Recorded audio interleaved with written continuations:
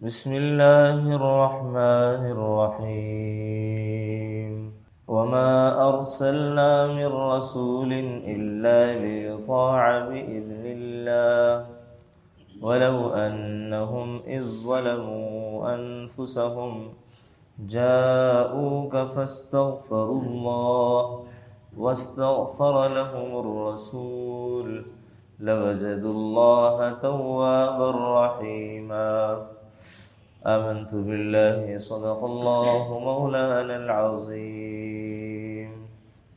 سورہ نساء کی آیت نمبر 64 آپ حضرات کے سامنے تلاوت کی ہے۔ آیت کا ترجمہ یہ ہے وما ارسلنا من رسول الا لیطاع باذن اللہ، ہم نے پیغمبر نہیں بھیجے مگر اس لیے کہ بحکم خداوندی ان کی فرما برداری کی جائے۔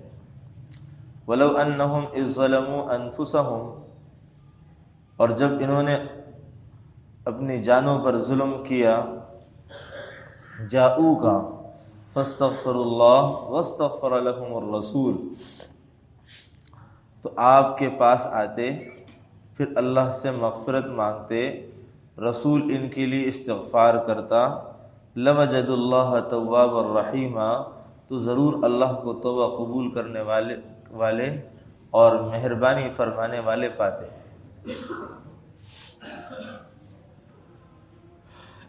اس سے پچھلی آیات کے اندر ایک مختصر سا آپ حضرات کے سامنے عرض کر دیتا ہوں، مختصر سا ایک واقعہ ذکر ہوا تھا کہ ایک بشر منافق اور ایک یہودی کے درمیان میں آپس میں کوئی بات چیت ہو گئی تھی اور کوئی معاملہ ان کا ہو گیا تھا جس کا فیصلہ کرانا تھا۔ تو بشر منافق جو تھا وہ یہ چاہتا تھا کہ یہود کا جو ایک عالم ہے اس کے پاس جا کر کے، کعب بن اشرف یہودی، اس کے پاس جا کے فیصلہ کرائیں، اور جو یہودی تھا اس کی چاہت یہ تھی کہ محمد صلی اللہ علیہ وسلم کے پاس جا کے فیصلہ کرائیں۔ اب ان دونوں میں کافی تو تڑاک بات چیت چلتی رہی، کرتے کرتے بشر مجبوراً اس بات پر راضی ہوا کہ آپ صلی اللہ علیہ وسلم سے فیصلہ کرا لیا جائے۔ تو آپ علیہ الصلوۃ والسلام کے پاس چلے گئے، فیصلہ کرایا، تو آپ علیہ الصلوۃ والسلام نے یہودی کے حق میں فیصلہ دے دیا۔ تو اس نے اس فیصلے کو قبول نہ کیا، راضی نہ ہوا، وہاں سے نکل کر کے کہنے لگا کہ چلو حضرت عمر کے پاس جا کر کے اس فیصلے کا جو ہے فیصلہ کراتے ہیں۔ وہاں سے نکل کے حضرت عمر کے پاس چلے گئے، حضرت عمر رضی اللہ عنہ کو فیصلہ کروانے کے لیے۔ تو جو یہودی تھا اس نے ساری بات بتائی کہ ہمارے درمیان جو جھگڑا تھا، میں نے کہا کہ محمد صلی اللہ علیہ وسلم سے حل کراتے ہیں، اس نے کہا کہ کعب بن اشرف یہودی سے کراتے ہیں۔ تو ہم کسی طریقے سے یہ راضی ہوا، ہم آپ علیہ الصلوۃ والسلام کے پاس چلے گئے اور آپ نے یہ فیصلہ صادر فرما دیا، اور اب یہ شخص یہ کہتا ہے کہ آپ کے پاس چلیں فیصلہ کرانے کے لیے۔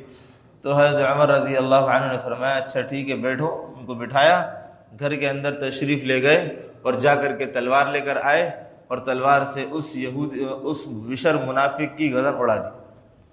فرمایا کہ جو محمد صلی اللہ علیہ وسلم کے فیصلے کو نہ مانے، اس کا فیصلہ حضرت عمر کی تلوار اس طرح کرتی ہے۔ اب اس کے بعد وہ تو مقتول ہو گیا، قتل ہو چکا بشر منافق۔ اب اس کے لوگ آئے اور ان لوگوں کو یہ چاہیے تھا کہ ہمارے آدمی نے اللہ کے رسول علیہ الصلوۃ والسلام کے فیصلے کو نہ مان کر کے اللہ کے رسول کے منصب کی ناقدری اور ان کی منصب کو گھٹایا ہے۔ تو آنے کے بعد ان کو یہ کرنا چاہیے تھا کہ توبہ استغفار کرتے کہ ہمارے آدمی نے غلطی کی اور ہمارے آدمی سے غلطی ہوئی، آپ معاف فرمائیے، ہمیں بھی اس کو بھی معاف فرمائیے، اللہ سے توبہ استغفار کرتے، حضور علیہ الصلوۃ والسلام سے معافی مانگتے، اور آپ علیہ الصلوۃ والسلام بھی آ کر کے آپ علیہ الصلوۃ والسلام میں ان کے حق میں کیا کرتے، معافی توبہ استغفار کرتے۔ مگر انہوں نے یہ طریقہ نہیں اپنایا، بلکہ آ کر کے کہنے لگے کہ فَأَعْرِضْ عَنْهُمْ أُولَٰئِكَ الَّذِينَ يَعْلَمُ اللَّهُ مَا فِي قُلُوبِهِمْ. ان کے دل میں جو ٹیڑھا پن تھا وہ آ کر کے کہنے لگے کہ ہم تو جو بشر منافق جو تھا اس کے بارے میں کہنے لگے تو غلطی ہو گئی اس طرح سے کہ وہ تو آپ سے جو فیصلہ کرانے آئے تھے تو باہمی رضامندی چاہتے تھے کہ ان دونوں کی رضامندی سے کوئی فیصلہ ہو جائے، تو بس وہ آپ کے پاس اس لیے آ گئے تھے، آپ نے تو قتل کر دیا. تو آ کر کے آپ علیہ الصلوۃ والسلام کے پاس ان کے گھر والوں نے آ کر کے قتل کا بدلہ مانگنا چاہا، قصاص کی صورت میں یا دیت کی صورت میں. تو اور یہ تعویل پیش کی کہ وہ یہ چاہ رہے تھے کہ کسی طریقے سے آپس کے اندر ان دونوں کا جو فیصلہ ہوا ہے تو ہمارا آدمی راضی نہیں ہو سکا، تو حضرت عمر کے پاس اس لیے آئے تھے کہ کوئی ایسا فیصلہ ہو جائے کہ دونوں کی رضامندی ہو جائے، دونوں کی رضامندی ہو جائے. تو تعویل پیش کرنے لگے، تو تعویلیں پیش کرنے لگے.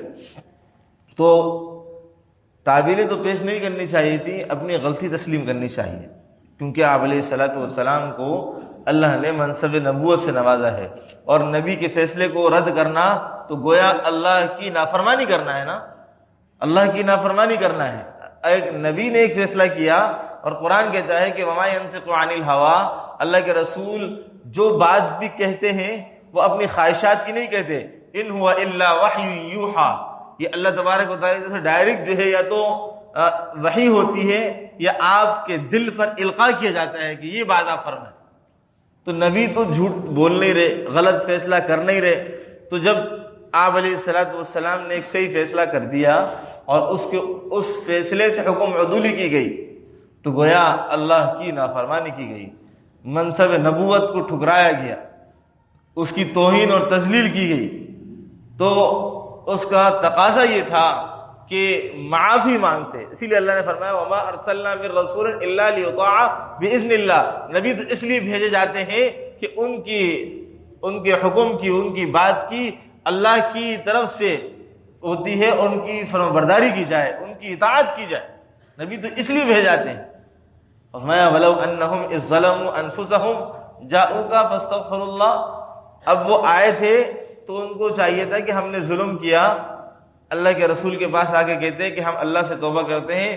واستغفر لهم الرسول، تو آپ اللہ کے رسول سے بھی معافی مانگتے، تو اللہ کے رسول صلی اللہ علیہ وسلم بھی تم لوگوں کے لیے اللہ سے معافی مانگتے تو تمہارا مسئلہ حل ہو جاتا. مگر تم نے آ کر کے تعویلیں پیش کرنا شروع کر دی جو کہ ناجائز تھا، غلط تھا، یہ سینہ زوری تھی. ایک تو غلط کیا، اس کے اوپر ڈھٹائی، تعویلیں پیش کرنا، چوری کر کے اس کے اوپر سے تعویلیں پیش کرنا. میں نے ایک کام غلط ہو گیا، اب غلط کو ثابت کرنے کے لیے، صحیح پیش کرنے کے لیے 10 طرح کی تعویلیں پیش کرنے لگ جائے تو فرمایا کہ یہ بات جو ہے نہیں، مناسب نہیں. تو یہ کام ان لوگوں نے کیا تھا. تو اللہ نے یہ آیت نازل فرمائی کہ دیکھو تمہارا معاملہ یہ تھا کہ تم اللہ کے رسول صلی اللہ علیہ وسلم کے پاس آ جاتے اور آ کر کے اللہ کے رسول علیہ الصلوۃ والسلام سے اپنے معاملے کی صفائی پیش کرنے کے بجائے معافی مانگتے. معافی مانگ کر کے اور اعلانیہ تمہارے آدمی نے نافرمانی کی ہے نا، تو اعلانیہ طور پر تم بھی اللہ کے رسول سے معافی مانگتے، اللہ سے توبہ استغفار کرتے. تو توبہ کا اصول یہی ہے کہ جو گناہ اور جو غلطی اعلانیہ طور پر ہو اس کی معافی بھی اعلانیہ ہو، جو خفیہ طور پر ہو اس کی معافی بھی خفیہ ہو. تو اس طریقے پر آ کر کے اللہ تبارک و تعالیٰ سے معافی مانگ لیتے تو فرمایا کہ تمہارے لیے بہتر ہوتا اور تمہاری معافی بھی ہو جاتی اور تمہاری بات بھی قبول کر لی جاتی. بلکہ اب تم نے جو حرکت پیش کی وہ یہ تھی کہ ہٹ درمی کا کام کیا. تو اس لیے فرمایا فَأَعْرِضْ عَنْهُمْ وَعِظْهُمْ، آپ ان سے اعراض کیجئے، ان کو نصیحت کر دیجئے. وَقُلْ لَهُمْ فِي أَنفُسِهِمْ قَوْلًا بَلِيغًا، اور ان کے اپنے نفسوں کے بارے میں ان کو تھوڑا بہت سمجھائیے کہ تم اپنے نفسوں کی اصلاح کرو. تمہارے اندر جو دل کے اندر کجی، کمی، ٹیڑھا پن ہے نا، یہ نفاق چھپائے ہوئے ہو اور اس سے نبی پر اعتراض کر رہے ہو، تو میں کہ اس طرح کا کام نہ کرو. آج بھی آپ دیکھ سکتے ہیں ہمارے معاشرے میں بہت سے لوگ آپ کو ایسے نظر آئیں گے کہ دین کے اندر کمی کوتاہیاں نکال لیں گے، دین کے احکامات کے اوپر باتیں کر رہے ہوں.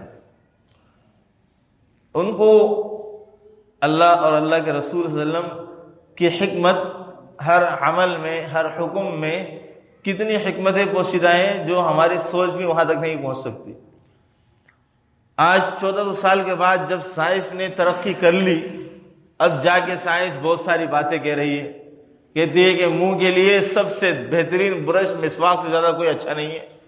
یہ تو آج کہہ رہی ہے نا، اگر اللہ کے رسول علیہ الصلوۃ والسلام نے فرمایا تھا اگر مجھے اپنی امت پر مشقت کا خوف نہ ہوتا تو میں اپنی امت پر 5 نمازوں کے ساتھ مسواک کو فرض قرار دیتا، مگر اللہ کے رسول نے فرمایا کہ مجھے اس پر مشقت کا خوف ہے، ڈر ہے کہ ان کو مشقت میں مبتلا ہو جائیں گے، اس لیے فرض نہیں فرمائی۔ بہت ساری چیزیں اللہ کے رسول علیہ الصلوۃ والسلام نے اس وقت امت کے لیے حکمت اور کے طور پر معاملے میں نرمی رکھی۔